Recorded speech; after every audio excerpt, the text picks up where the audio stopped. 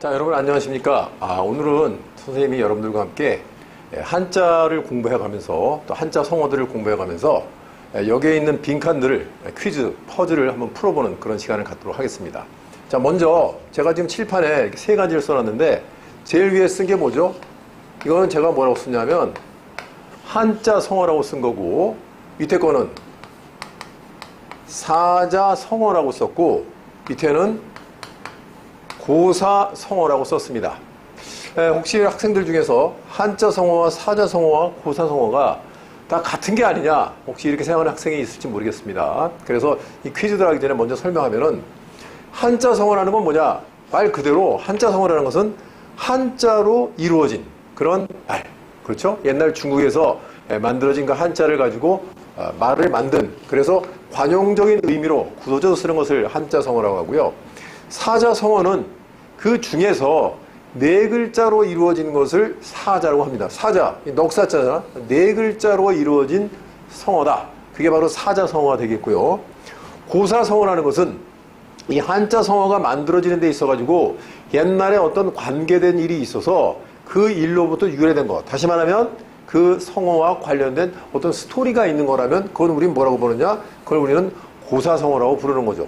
참고로 제가 한 가지 말씀드리면, 우리가 여럿 가운데 가장 뛰어난 건 뭐라고 하냐면은 백미란 말을 쓰거든요. 백미.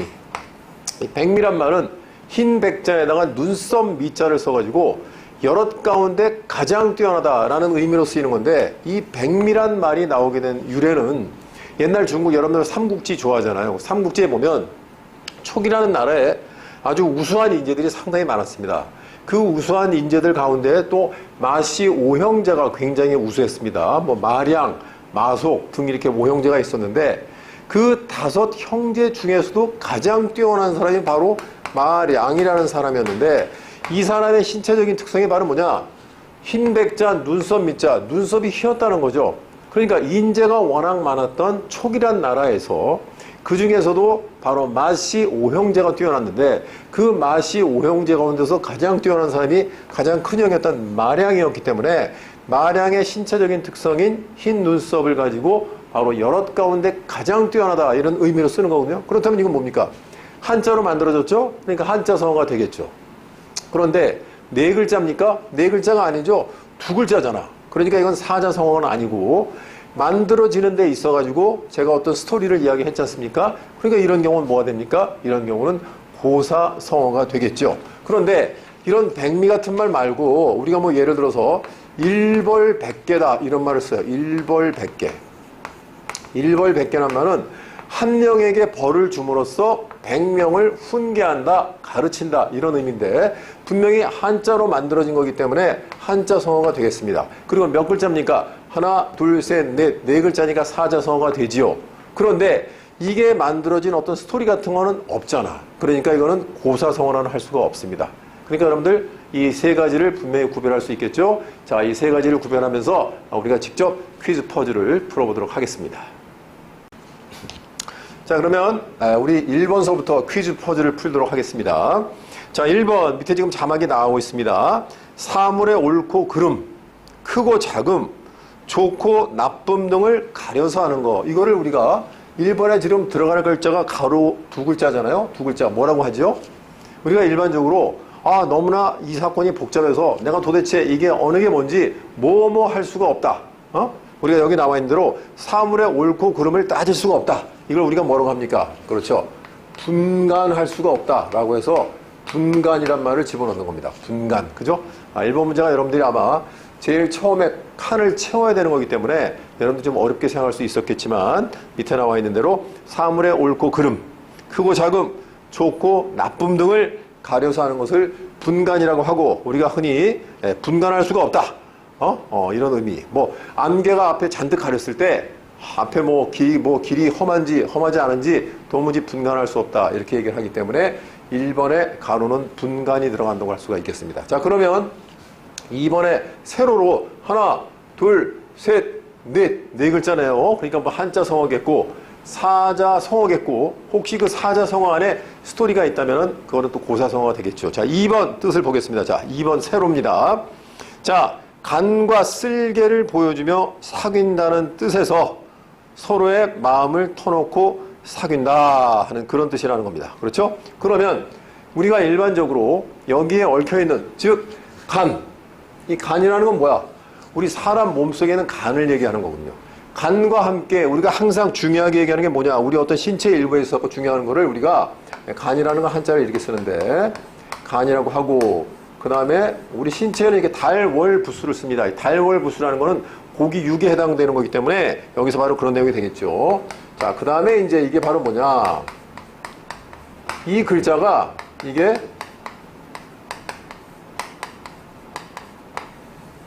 쓸개라는 뜻의 담. 쓸개 있잖아, 우리가. 우리 쓸개. 담. 쓸개를 한자로 담이라 그래. 그래서 간담 하면은 바로 간과 쓸개라는 뜻으로 바로 우리의 뭘 가리키느냐? 우리의 속마음을 가리키는 바로 그런 말이 간담이란 말입니다. 우리가 뭐 누구한테 이렇게 겁을 먹었을 때 간담이 서늘하다 이런 말 쓰기도 하고요. 그 다음에 간과 쓸개를 다 내준다 뭐 이런 말도 하잖아요. 그거는 결국 뭡니까? 내 속에 있는 마음을 다 비춘다 하는 바로 그런 얘기가 되겠는데, 자, 이 말이 어떻게 만들어진 말이냐 하면 일단 여기에 들어갈 두 번째는 뭐가 되겠습니까? 간담이 되겠는데, 옛날 중국에 두 친구가 있었습니다. 두 친구가 있었는데 뭐 우리가 하나는 뭐 A라는 친구고 하나는 B라는 친구가 있었는데, 이 A라는 친구와 B라는 친구가 둘 다 공무원을 하다가 지방으로 파견을 나가게 됐는데, 이 B라는 친구가 A라는 친구보다도 훨씬 더 먼 곳으로 파견을 가게 됐어요. 그런데 이 A에는 누가 있느냐? 바로 나이가 드신 노모가 있었습니다. 그래서 이 친구가 자기의 노모를 두고 파견 나갈 수가 없어서 울고 있었는데, 그 모습을 본 친구가 그렇다면 내가 너 대신 그 먼 데로 가겠다. 네가 나 대신 가까운 데로 가라 해서 서로 파견되는 위치를 바꿨다고 해요. 그래서 이 두 사람의 우정을 얘기했는데, 이 두 사람의 우정을 바라봤던 또 다른 한 사람이 뭐라고 얘기했냐면, 요즘 세상의 사람들은 다 간과 쓸개를 내비칠 것처럼 내줄 것처럼 그렇게 행동을 하지만 결국 그들은 그런 행동을 하지 않는다. 하지만 이 두 친구를 보면 정말 그들에 맞지 않는 아주 훌륭한 우정을 보여주는 사람이다 라고 얘기를 했는데, 여기서 나온 말이 바로 뭐냐? 간담 상조란 말이 나온 겁니다. 이 조자란 뭐냐면 빛을 조자야. 서로 자기 마음속에 있는 간과 쓸개를 비춰서 보여준다 라는 의미가 되겠죠. 그래서 거기 나와 있는 대로 간과 쓸개를 보여주며 사귄다, 서로의 마음을 터놓고 사귄다 라는 의미가 되는 것이 바로 간담상조라는 한자성어가 되겠습니다. 그럼 여기다 씁시다. 간담상조 해서 우리가 2번에 세로까지 해결이 됐네요. 그죠? 간담상조 기억하시기 바랍니다. 여러분들도 이렇게 간담상조할 수 있는 친구를 지금 나이에 구하는 게 굉장히 중요합니다. 자, 그러면 3번을 봅시다. 3번. 자, 밑에 자막이 나가죠? 같은 음식이나 사물이 되풀이되어서 물리는 거. 아주 지겨워하는 거. 여러분들 아침에 맨날 어머니가 반찬을 콩나물만 놔주시면은, 콩나물만 맨날 먹으면은 콩나물에 아주 질려버리지 않습니까? 그렇게 질려버리는 건 뭐라고 하죠? 뭐 한다? 그렇죠. 그거를 뭐라고 하느냐? 그걸 식상한다. 이렇게 얘기를 합니다. 식상한다. 그래서 3번에 가로에 들어갈 내용은 식상이다. 그렇게 알면 되겠고요. 자, 그러면 이제 뭘 하게 됐습니까? 그렇죠. 4번에 이번에 옆의 내용을 봅시다. 가로를 보면 자, 밑에 자막이 나가죠? 도와서 더 잘하게 한다. 도와서 더 잘하게 하는 거. 이걸 뭐라고 합니까? 조란 말은 돕는다는 얘기고, 그 다음에 나올 말은 더 잘하게 하는 거야. 그러니까 우리가 뭐뭐를 뭐 한다. 황금 만능 어떤 풍조를 더 조장한다. 이런 말에서 조장. 그래서 이때 들어갈 말은 조장이란 말이에요. 조장. 뭔가를 더 막 부추기는 거. 우리가 뭐 로또 복권을 막 사려고 하는 사람 같은 경우는 우리가 그 사람 같은 경우는 뭐가 심하다 그래?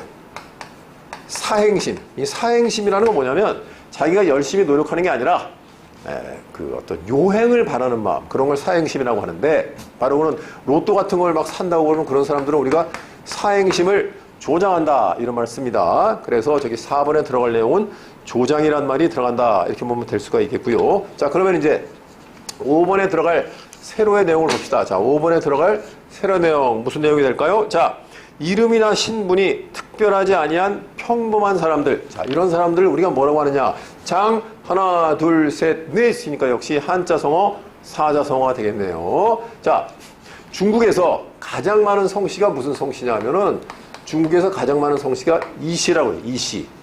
우리나라에서도 아마 우리나라에서는 제일 많은 성씨가 김씨고 우리나라에서는 2위 정도가 되는 성씨가 이씨인데 중국에서는 가장 많은 성씨가 이씨라고 합니다.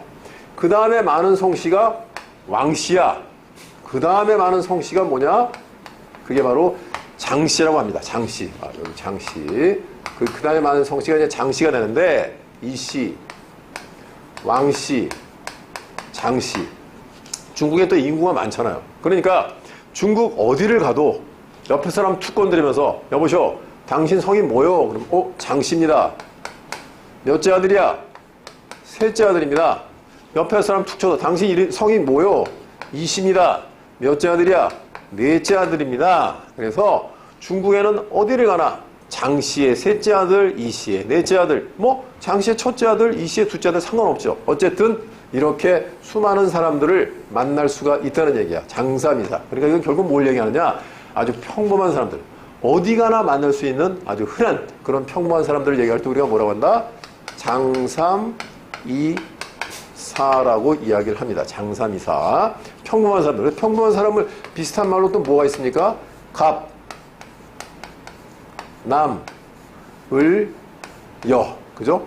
갑남, 을여도 평범한 사람을 가리키는 말이야. 일반적으로 우리가 얘기할 때 갑남을녀란 말. 그런데 여러분들이 조심해야 될 것은 선남선녀란 말이 있습니다. 선남선녀.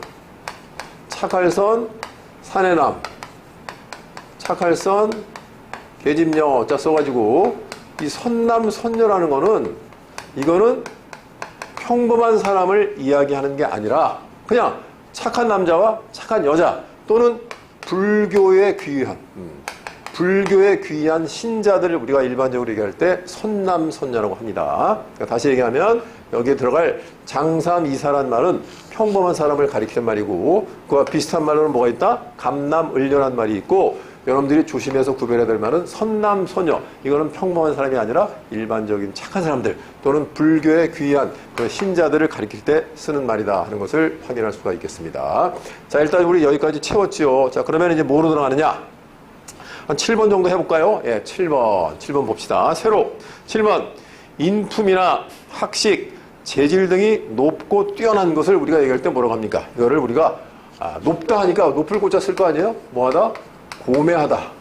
고매한 학자다. 또는 고매한 성품을 지녔다. 뭐 이런 말을 씁니다. 그래서 7번에는 고매가 들어가면 되겠고 자 그러면 이제 고자가 있으니까 옆으로 한번 보겠습니다. 7번 가로를 보면 세상에 초연하거나 현실과 동떨어지게 사고하거나 행동하는 거 이거는 우리가 뭐라고 하냐면은 고답적이라는 말을 써. 고답적이다. 고답적할 때 이 답자는 무슨 답자냐? 밟을 답자입니다. 그러니까 높을 고자 밟을 답자. 그래서 어떤 높은 데를 밟는 사람 그러니까 여기서 말한 대로 세상에 초연하고 현실과 좀 동떨어지게 사는 사람. 그래서 고답적과 반대되는 말은 우리가 흔히 일반적으로 뭐라 해 그래? 그렇죠. 너무 현실에 물들어 있는 사람 그런 경우는 우리가 세속적이다 하는 이런 말을 씁니다. 고답적의 반대말은 세속적이다 하는 것도 알면 되겠고요. 자 그러면 8번에 우리 세로를 봅시다. 8번의 세로 고요하고 쓸쓸하다. 그렇죠. 뭐가 되겠습니까? 고요하고 쓸쓸하다. 우리가 일반적으로 뭘 느낀다 그래? 무슨 무슨 감. 적막감을 느낀다 해서 여기에 들어가려면 막자가 되겠고 막자. 적막하다. 적막감. 적막한 밤. 적막한 신세. 이런 걸 얘기할 때 우리가 쓰는 말이 되겠습니다. 자, 그 다음에 이제 9번으로 갈까요? 9번. 자, 9번. 세로로. 역시 사자성어가 되겠네요. 쪽에서 뽑아낸 푸른 물감이 쪽보다 더 푸르다는 뜻으로 제자가 스등보다 나음을 이루는 말 뭐라고 하죠? 자 옛날에는 요즘에 뭐 화학기술이 발달됐으니까 푸른색 물감을 만들려면 화학적 처리를 해서 푸른색 물감을 만듭니다. 그죠? 그런데 옛날에는 그런 게 없었기 때문에 이 푸른 물감을 만들기 위해서는 뭐해서 풀이 있는데 그 풀 이름이 쪽풀이야. 쪽풀. 이 쪽풀의 그 이파리를 따서 이거를 갈아가지고 석회, 뭐 조개라든지 뭐 이런 거 섞어가지고 만들어갔대요. 그래가지고 파란색을 만들었는데 그렇게 만들어 놓고 보니까 그 쪽풀에서 나온 파란색 물감 같은 것이 이 본래의 쪽풀보다 푸르더라 하는 말입니다. 그래서 이제 쓰는 말이 자, 청, 풀을 청자죠. 이거는 나올 출자잖아. 즉 푸른색은 나왔다. 이건 어조사, 한자에서 어조사 어자인데 뭐뭐에서라는 뜻이야. 뭐뭐에서. 자, 어디에서 나왔느냐?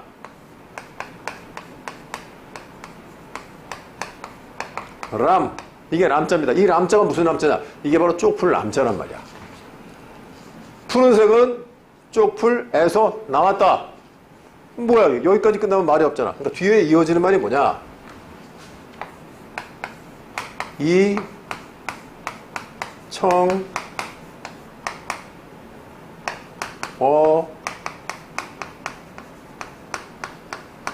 람. 자, 이 청, 람이거든요. 이때 이는 뭐냐? 영어에서 but, 즉 그러나에 해당, 그러나.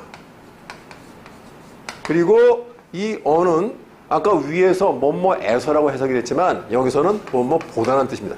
보다. 그럼 어떻게 해석이 돼? 그러나 쪽풀보다 푸르다 이렇게 되는 거죠. 이해됩니까? 자, 다시 한번 해보겠습니다. 청, 푸른색은 쪽풀에서 나왔다. 그러나 쪽풀보다 푸르다. 이런 뜻입니다. 그래서 청출어람, 이청어람이지만 줄여서 그냥 뭐라고 합니까? 청출어람이라고 줄여서 쓰는 것으로 주로 어떤 뜻으로 쓰이느냐? 지금 여러분들이 나한테 이렇게 한자 성어를 배우고 있지 않습니까? 그런데 보고 있는 여러분들 중에서 혹시 나중에 훌륭한 한문학자나 또는 훌륭한 국문학자가 돼서 저보다 더 이런 것을 많이 하는 학생이 이제 나중에 그런 뭐 학자가 된다면 그 학생은 바로 뭐가 됩니까? 저한테서 배웠지만 저보다 훨씬 더 많은 지식을 갖는 학생이 되는 거니까 그때 쓰는 말이 청출어람이다 하는 말이 되겠습니다. 그러니까 구문에 집어넣을 말이 바로 뭐야? 그게 청출어람이란 말을 거기다 집어넣으면 되겠네요.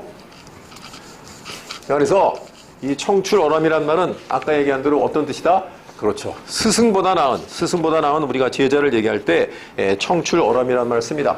이 청출어람이란 말을 쓴 것은 중국의 철학자인 순자란 사람이 이제 쓴 말인데 이분이 쓴 말이 바로 청출어람이란 말 뒤에 나온 것이 바로 얼음도 바로 뭘 통해서 만들어집니까? 물을 통해서 만들어지지만 물보다 더 차가운 것이 얼음이다 라는 의미도 바로 청출어람과 같은 의미로 쓰인다 이렇게 이야기하면 되겠고요. 그 다음에 아까 스승과 제자의 관계를 얘기했지만 후배가 선배보다 더 나은 경우 그때 우리가 쓰는 말이 또 뭐가 있느냐? 후생가외란 말이 있습니다. 후생가외. 후란 말은 뒤 후자잖아. 그죠? 생이란 말은 날생. 뒤에 낳은 사람이니까 나보다 후배가 되겠죠. 뭐뭐 할만하다. 뭐 할만하다. 왜? 두려워할 외자. 그래서 후생가외란 말은 후배가 선배보다 더 뛰어난 경우를 이야기할 때 우리가 후생가외란 말을 쓴다 하는 것도 여러분들이 참고로 알면 되겠습니다.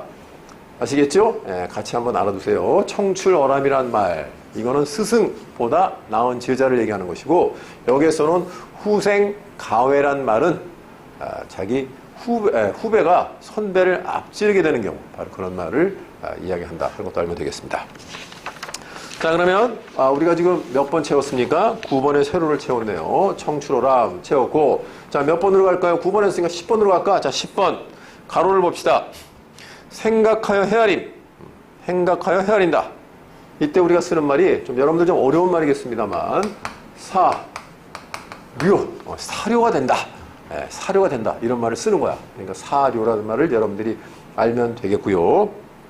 자, 사를 넣었으니까 10번의 세로를 봅시다. 세로. 사면이 모두 적에게 포위되어 고립된 상태를 이야기하는 거. 사자로 시작되는 말 뭐가 있죠? 하나, 둘, 셋, 넷. 네 글자네. 뭐가 있습니까? 자, 옛날 중국의 진나라가 멸망하고 나온 나라가 이제 한나라와 초나라 두 나라가 있었죠. 한나라는 바로 장수는 누구냐? 유방이라는 장수고, 초나라에는 누가 있습니까? 초나라에는 항우라는 장수가 있었어. 그래서 이제 둘이 한과 초, 여러분들 혹시 장기판, 장기 도는 학생이 있습니까? 장기판에 보면 그 빨간색에 한나라, 한자로 쫙 써 있지만 그것이 이제 한나라고, 그 다음에 파란색으로 되어 있는 것이 바로 초나라입니다. 그래서 한나라와 초나라의 전쟁, 초한지, 이 두 개를 다룬 책이 초한지라고 있는데, 그 초한지의 그런 내용들을 이제 거기서 이제 힌트를 얻어가지고 만든 게 장기판인데요. 그런데 이 초나라와 한나라의 전투에서, 마지막 전투에서 항우가 바로 한나라의 군사에게 포위를 당합니다. 포위.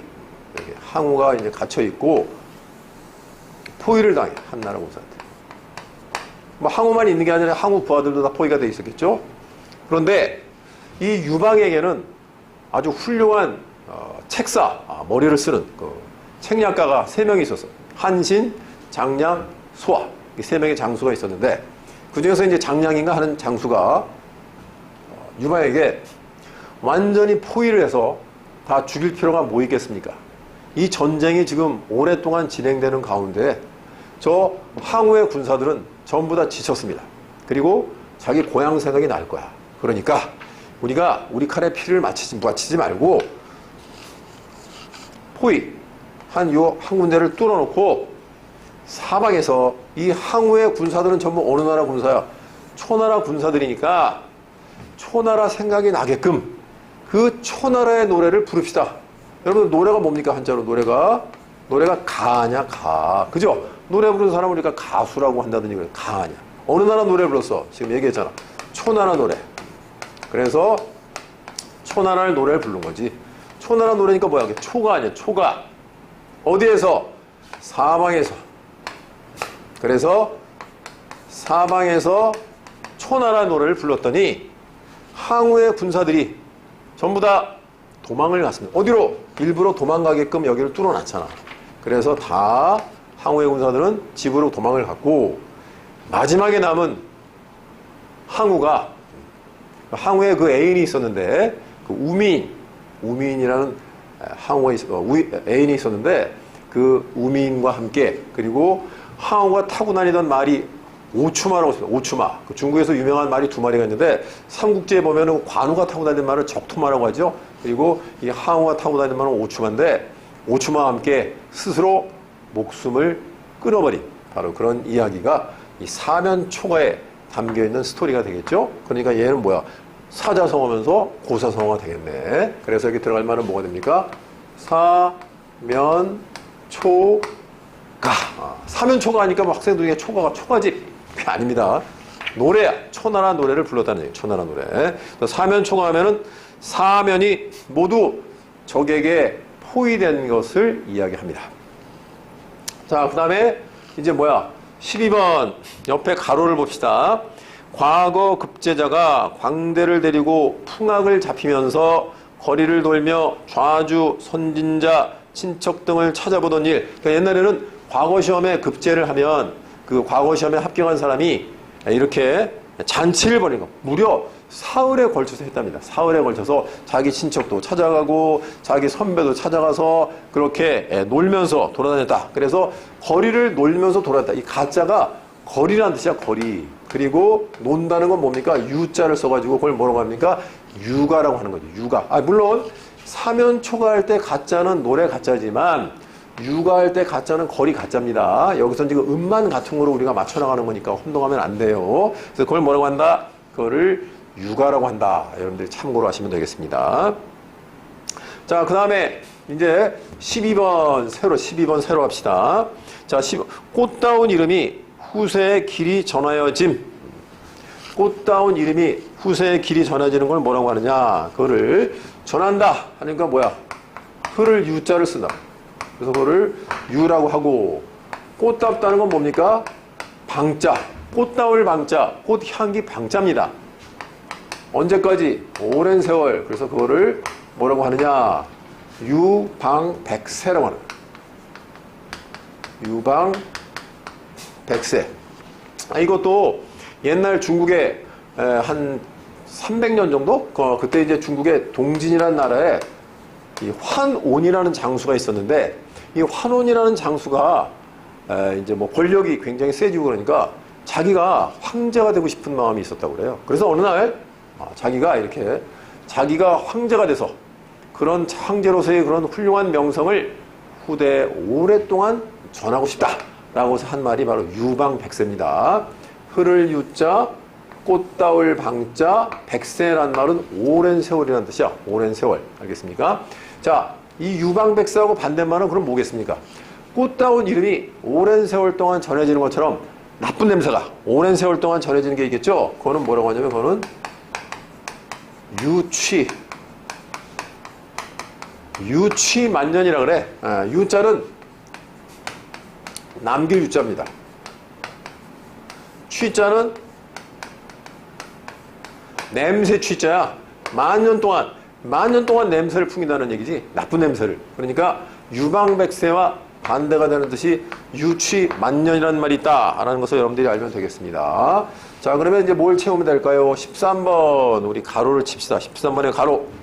동물의 생식 기능을 없앰. 이걸 우리가 뭐라고 하죠? 뭐 한다? 무슨 새 하니까 뭐야? 거세한다 이런 말을 쓰죠. 거세. 그러니까 거세란 말은 동물의 생식 기능만 없애는 게 아니라 어떤 세력 같은 것도 꺾어버리고 없애버리는 것을 거세라고 해. 나쁜 어떤 그런 것을 없애는 것도 거세한다 그런 의미로 씁니다. 자, 그러면 이제 13번을 했으니까 어디로 갈까요? 우리 이쪽으로 14번으로 갑시다. 14번. 자, 14번 세로에 보니까 나옵니다.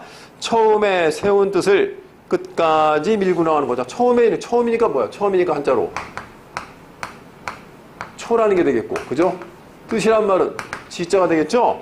처음의 뜻이라는 건 바로 뭐야? 초지야, 초지. 이거를 끝까지 밀고 나간다. 그 다음에 관통한다. 밀고 나간다 해서 이거를 초지일관이람, 초지일관. 그러니까 14번의 세월에 들어갈 말은 뭐가 된다? 초지일관이라고 쓰면 되겠네요. 초지일관. 그렇죠. 여러분들도 한번 뜻을 먹으면 끝까지 밀고 나가야 되는 거야. 끝까지 밀고 나가지 않고 중간중간에 자꾸 바꾸는 건 우리가 뭐라고 그래, 그거는 우리가 작심삼일이라고 하죠. 마음을 잡은 지 3일도 지나면 또 바꾸려고 그래. 작심삼일. 그러니까 여러분들이 공부를 하겠다 하면은 초지일관 밀고 나가야지 노는 거 그걸 자꾸 생각이 바뀌면 작심삼일이 되는 거죠. 그러니까 공부하겠다는 생각은 작심삼일이고 놀겠다는 것은 초지일관 되면 되겠습니까? 안 되겠습니까? 안 되겠죠. 그죠? 예를 들어서 운동을 내가 열심히 하고 좀 살을 좀 빼고 튼튼해져야겠다. 그럼 운동을 해야겠다라는 생각이 초지일관이 돼야 되는데 운동을 하겠다는 생각은 그냥 작심삼일이고 먹는 것만 신경 쓰는 거 그렇게 초지일관하고 그러면 안 되겠죠. 자, 초지일관이란 말 여러분들 알면 되겠고요. 자, 15번에 가로에 들어갈 말 문빗장, 사물의 가장 중요한 곳 이걸 뭐라고 하냐면 이건 관건이라 관건. 관건할 때 건자는요 이거는 자물쇠라는 뜻입니다. 자물쇠. 문빗장, 자물쇠를 딱 걸어 잠군다. 관건이라는 말인데 우리가 일반적으로 사물의 가장 중요한 곳을 얘기할 때 관건이다. 이번 일에 있어가지고 그것이 과연 그 일을 진행시키느냐 못 시키느냐에 대한 관건이 된다라고 이야기를 합니다. 자, 그 다음에 16번 세로로 들어갑시다. 16번의 세로. 16번의 세로를 보니까 하늘과 땅이라고 돼 있네. 그렇죠. 여러분들 하늘과 땅 하면 일반적으로 뭐라고 생각해? 그렇죠. 천지.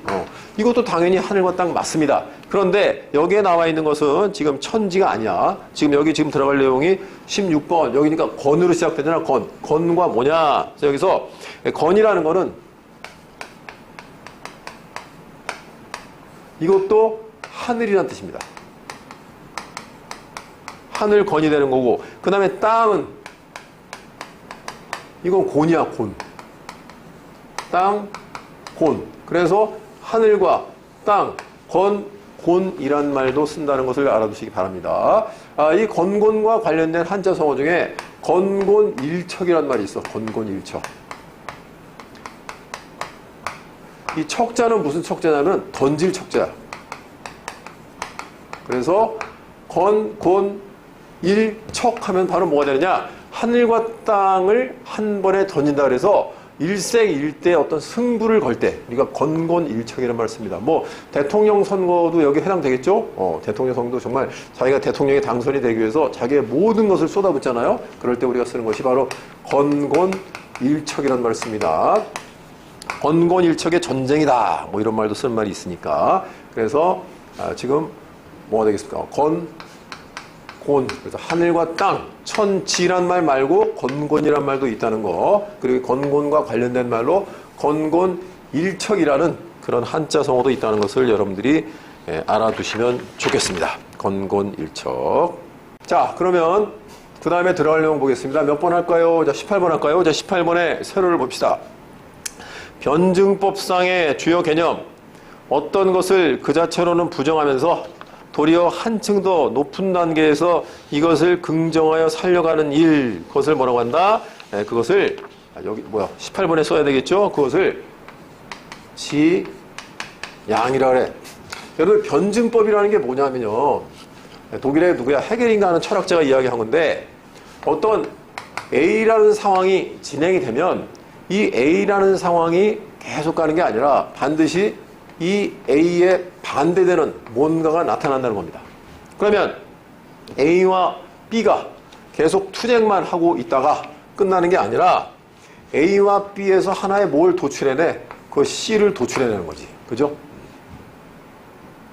이 A와 B에 반대되는 상황에서 C를 도출해내는 거. 이걸 바로 뭐라 그래? 이런 과정을 지양이라고 하는 거야. 지양. 그러면 도출해낸 C가 또 계속 되다 보면 또 뭐가 나타나? C에 대립되는 뭔가 나타날 거 아니겠습니까? 그러면 C와 D가 대립만으로 있는 게 아니라 뭔가 또 새로운 걸 도출해내. E라는 거를. 이 도출해내는 과정, 이거를 지양이라고 합니다. 그래서 밑에 나와 있는 대로 어떤 것을 그 자체로는 이대로 가면 안 되니까 그 자체로는 부정하면서 이거보다 한층 더 높은 단계를 뽑아내는 바로 그런 어떤 생각, 그런 개념, 그런 것을 우리가 지양이라고 한다 하는 것을 여러분들이 확인하면 좋겠습니다. 지양이라는 것은 한자로는 이렇게 쓰는데 여러분들이 조심해야 될 게 있어. 이게 지양인데 지향이라는 게 있죠. 지향은 자기의 뜻, 자기의 생각이 어딘가로 쏠리는 것을 우리가 지향이라고 합니다. 예를 들면 대한민국은 평화 통일을 뭐 하는 국가다? 지향하는 국가다. 이렇게 해야지 맞지. 지향한다 이러면 오히려 안 한다가 되는 거니까 여러분들이 혼동하면 안 됩니다. 지향이라는 뜻과 지향이라는 뜻 여러분들이 구별해야 되겠습니다. 그래서 18번에 들어갈 내용은 바로 지향이 되겠고요. 그 다음에 19번 들어갈까요? 19번. 자, 19번에 보면 뭐가 있느냐?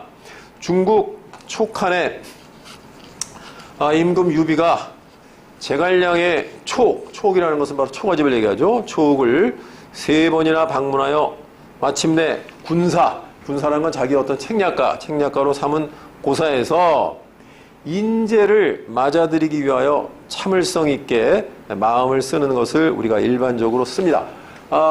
유비하면은 우리가 중국의 삼국하면은 어떤 나라입니까? 삼국하면은 제가 이제 지도를 한번 그려볼까요? 지도를 한번 이렇게 대충 한번 그려보겠습니다. 이렇게 그리면 여기 제주도, 뭐 여기 독도 있고, 뭐 일본이 이렇게 있겠네요. 이렇게 있고. 그러면은 옛날 중국에서 이렇게 나라가 세 개로 갈라져 있잖아. 그래서 이 위에 있는 나라가 위나라가 되고, 그다음에 이쪽에 있는 나라가 뭐가 됩니까? 오라는 나라. 그리고 이쪽이 어디가 돼?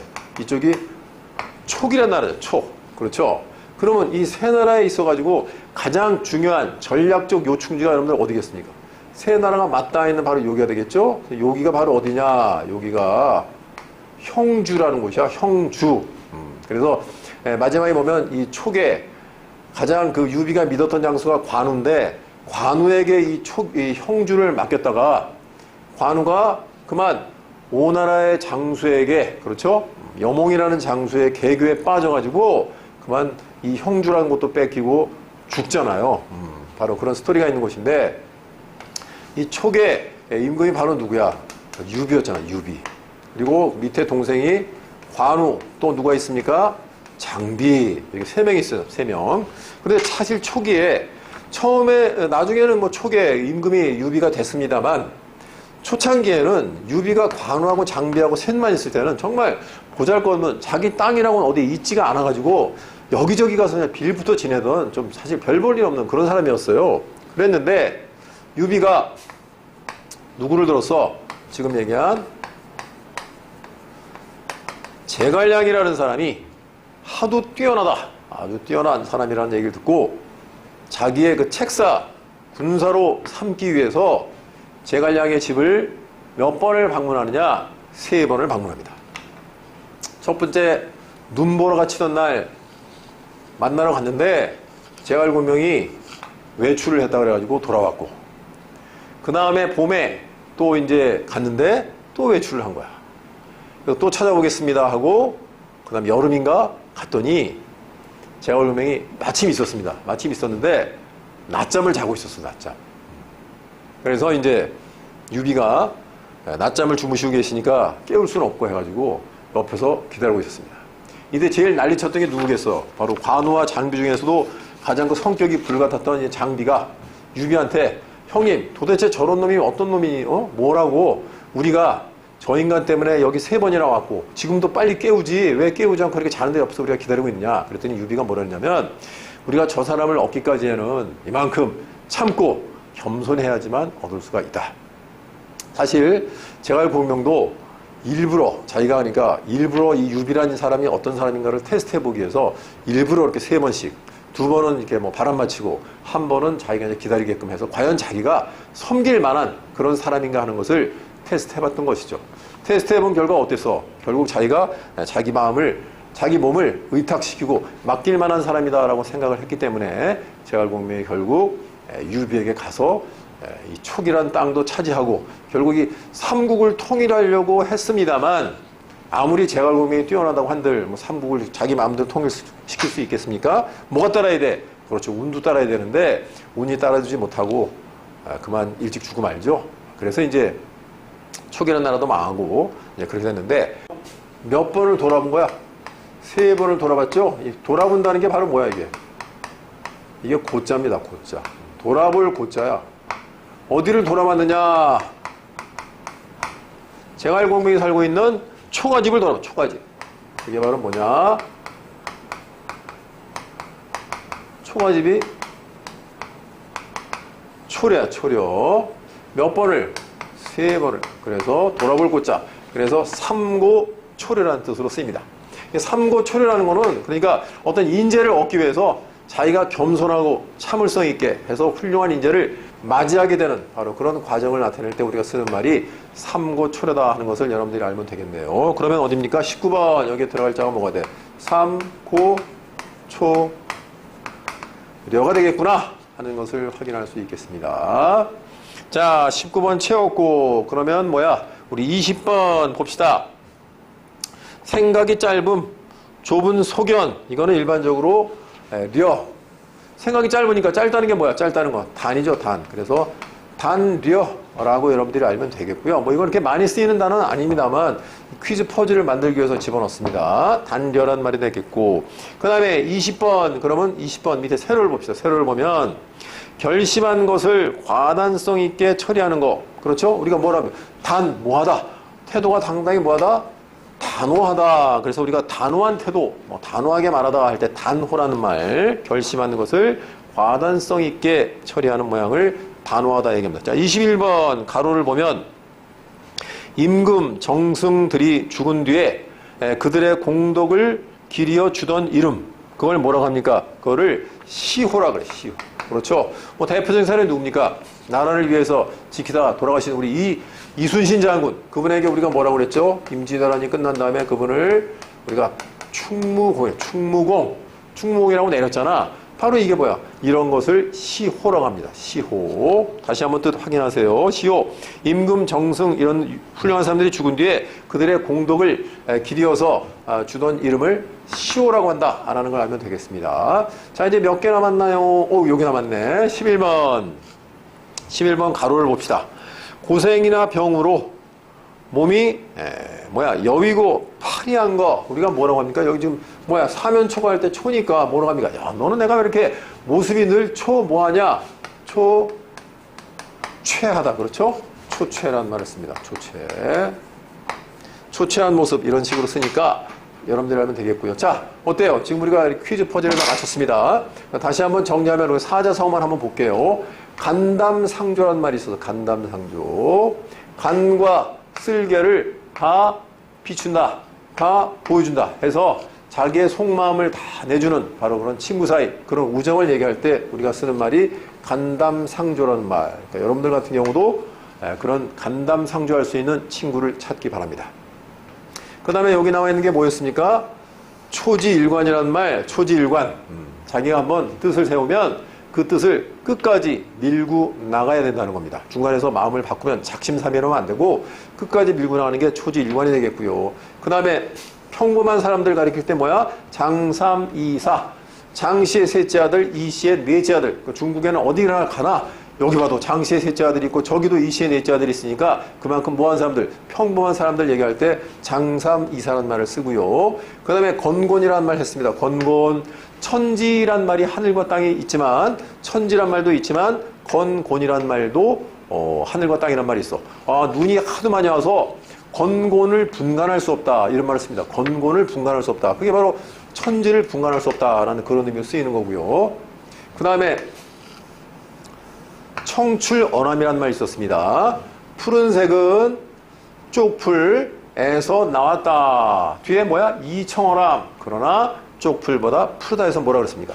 스승보다 나은 제자를 얘기할 때 우리가 일반적으로 청출어람이다 라는 말을 씁니다. 바로 여러분들처럼 나보다 더 훌륭한, 더 많이 아는 그런 나중에 학자가 되면 그게 바로 청출어람이라는 말을 쓰는 겁니다. 자, 그 다음에 꽃다운 이름이 후세에 널리 퍼지는 거, 그걸 뭐라고 한다? 유방백서라 그랬죠? 유방백서 할 때 방자는 꽃다울 방자야. 꽃다운 이름, 꽃다운 어떤 향기가 흘러간다? 백세 동안을 흘러간다 하는 말이 유방백서가 되겠고요. 그 다음에 사면초가라는 말. 사면초가라는 말은 사방에 초나라의 노래가 흘러온다 그래서 사방을 적으로부터 포위당한, 바로 그랬을 때 우리가 쓰는 말 사면초가 한나라의 유방과 그 다음에 초나라의 항우와의 그런 싸움에서 나왔던 바로 그런 고사 스토리가 있는 것이 사면초가라는 거 기억하시고요. 그 다음에 삼고초로, 이것도 역시 스토리가 있는 거였죠. 누구야? 그렇죠. 유비가 제갈량이라는 훌륭한 책사를 얻기 위해서 3번씩이나 제갈량이 살고 있는 그 초가집을 방문했다는 이야기. 거기에 감동해서 제갈량도 드디어 이제 유비의 옆으로 가서 도와줬다 하는 것이 바로 삼고초려. 그래서 인재를 구하는 데 있어가지고 굉장히 중요한 그런 내용을 이야기했습니다. 그 다음에 이제 중요한 개념, 지향이라는 것. 지향이 바로 뭐라 그랬죠? 그렇죠. 우리가 일반적으로 철학에서 A라는 개념이 있으면 A와 반대되는 B라는 개념이 또 생겨나게 돼 있습니다. 세월이 흘러갔는지 그럴 때. 그러면 A와 B가 투쟁하고 반대만 하고 있는 게 아니라 서로 이것보다는 한 단계 더 높은 뭔가를 찾아가서 C라는 걸 만들어내는 거죠. 바로 그 과정, 그런 생각을 이야기할 때 우리가 뭐라고 한다?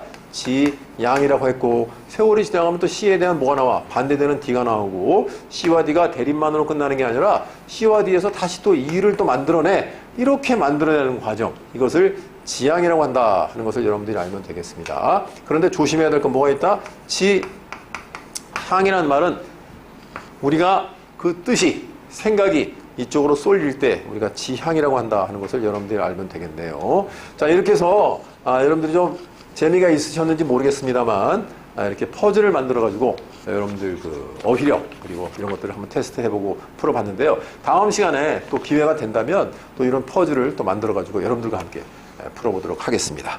여러분들 요 해당되는 내용은요, 요것을 우리가 PDF로 만들어가지고 다 올려놓을 테니까 다운받아가지고 한 번씩 다시 한번 복습하는 의미에서 한 번씩 채워보면 좋겠습니다. 자, 공부하느라고 수고하셨습니다.